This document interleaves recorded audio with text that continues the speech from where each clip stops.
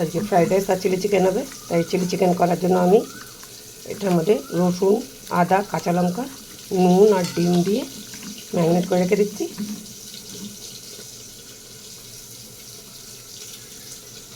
Fried রাইসটার জন্য রাইসটা বসিয়ে দিয়েছি।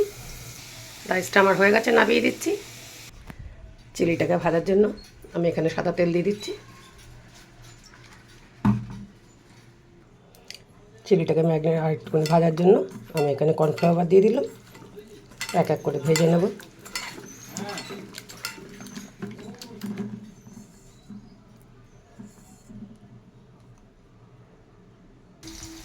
চিলিগুলো আমি দুবারে ভাজবো, একবারে হবে না। খানিকটা দিয়েছি, চিলিগুলোকে একটু উল্টে দিলাম, আর যেটুকু আছে একবারেই ভেজে নিচ্ছি।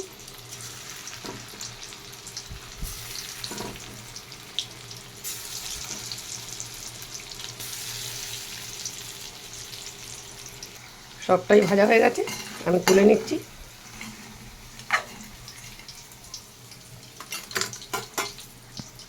এই তেলের মধ্যেই দিয়ে দিলাম কিছুটা পেঁয়াজ কুচি।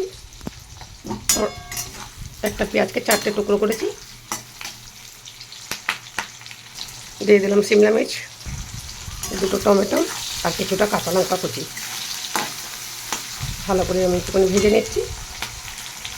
এখানে একটু সস বানিয়ে নিয়েছি, চিলি সস, সয়া সস আর টমেটো সস।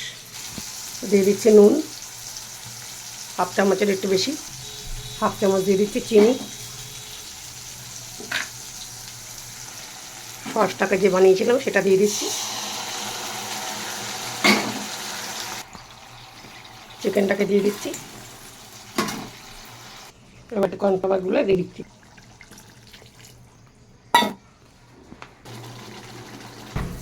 আমি রাইসটার মধ্যে একটু নুন আর একটু মিষ্টি দিয়ে দিচ্ছি। গাজর আর সিমলা মির্চটা ভেজে নিচ্ছি। এই তেলে দিয়ে দিচ্ছি ঘি, দারচিনি, এলাচ আর লবঙ্গ দেওয়া আছে। দিয়ে দিলাম কাজু আর কিশমিশ।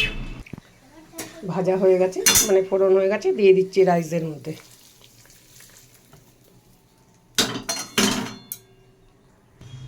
রাইসটাকে একটু মিশিয়ে নিচ্ছি। রান্না আমার হয়ে গেছে। এই হচ্ছে চিলি চিকেন। রাইসটা মেশানো হয়ে গেছে। এবার একটু আমি তুলে খেয়ে দেখি কেমন হয়েছে।